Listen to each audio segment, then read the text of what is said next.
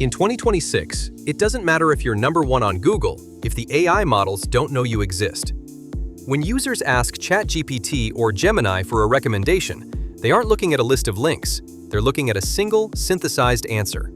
If you aren't a cited source, you aren't even in the consideration set. The rules of search have changed, and you need new tools to play. I've partnered with Semrush to give you an exclusive 14-day free trial of Semrush One. Use the link in the description to claim it now. We're going to use their AI Visibility Toolkit to see exactly which models are ignoring your brand. This is GEO, Generative Engine Optimization. Unlike traditional SEO, AI models prioritize information gain and citable statistics. If your content is just a repeat of what's already in the training data, the AI has no reason to cite you.